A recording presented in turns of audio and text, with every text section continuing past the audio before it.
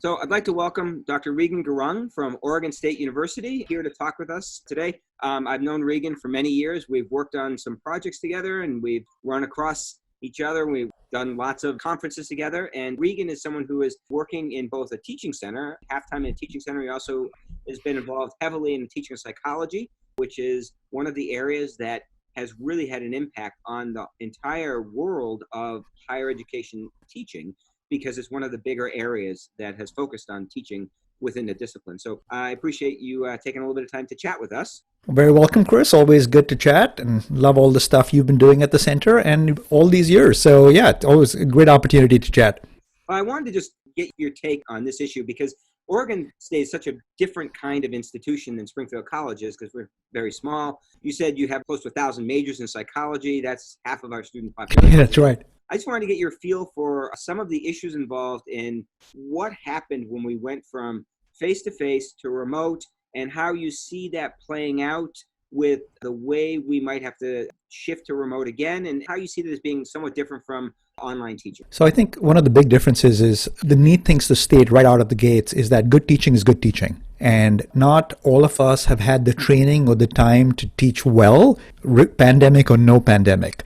So that said, next up is how much time do you have? We at Oregon State are on the quarter system. So unlike everybody on the semester system, we saw what was coming down the pike, and almost literally up in Seattle, there was a big problem. We knew it would be coming down I-5.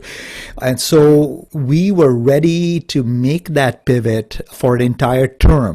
That said, we were at a point right a week short of finals when we really had to change. So we did it in two phases. Our first move was to move finals online, right? And of course, that's exactly as it sounds. You deliver finals online. There are some pedagogical concerns there, but it's not close to the pedagogical concerns about moving a face-to-face class and changing the form of delivery. When you have more time, something that we didn't have, you can actually try and use as many principles of good teaching in your delivery, right?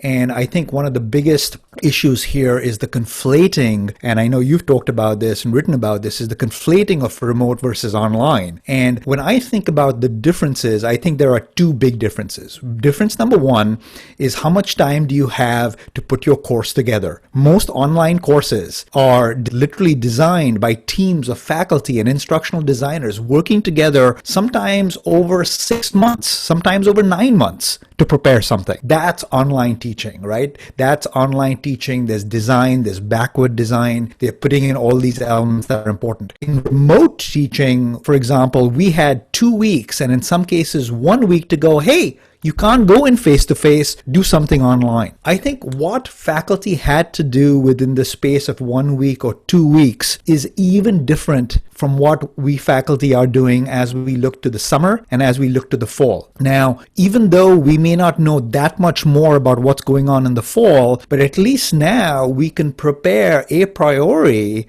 for not coming back in the same way. So, for example, if I know that I will be having some face-to-face classes, but will have to also do some remoting where maybe half my class will be in front of me, the other half will be watching remotely. I can plan for that because I have 3 months. In my mind, we had emergency remote teaching, temporary remote teaching, and now more of a blended learning. And I think that's the term I like the most right now, is for all of us to conceptualize what we're doing as blended learning, where we are blending the use of technology, the use of online learning systems and learning management systems with some perhaps face-to-face work. Great. And it sounds a lot like some of the things that I've been talking to faculty about with regard to the planning phase, although we are on a semester system, but also with regard to the intentionality about what you're doing and how with an online class, that intentionality results in a sort of a unit of a course that is sort of unfolded, whereas with remote and even with blended, there's a little bit more flexibility and adaptability to what's happening in the class.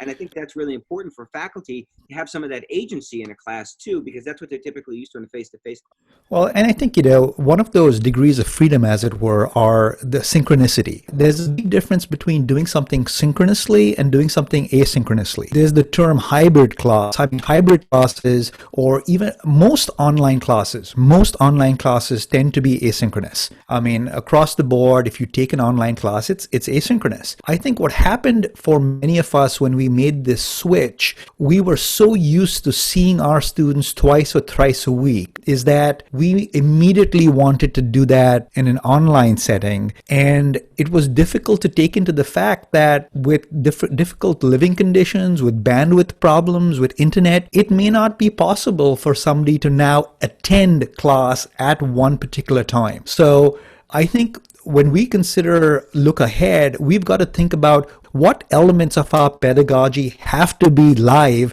versus what can you do asynchronously. And I think that's the neat thing about learning many of those tools technology gives us, is we can have great discussions asynchronously. I force myself to say, what am I doing face to face live that I cannot, with enough time to do it, also do asynchronously online? And that's when you factor in now, you're using Zoom cameras or not, how do you do small breakout sessions? Safety is first. All of us want to be face to face, but I think we forget about that base level of anxiety we're all going to have being face to face again until there's a vaccine. I think, that's that other element, is to consider what has to be synchronous. Do we have to have something synchronously? And now truly consider, does a student need to have you lecture live, especially if you would have been in a class of 80, even, one of your largest classes. If you're in a class of 80, is there a difference between you lecturing live and a student, getting 5-10-minute lecture clips, right? Because, wouldn't that be nice for all of us? Nobody wants to sit and listen to 80 minutes at a stretch, and I hope nobody does that. And all the good instructors know how to break it up, but here's the opportunity to do that even more effectively.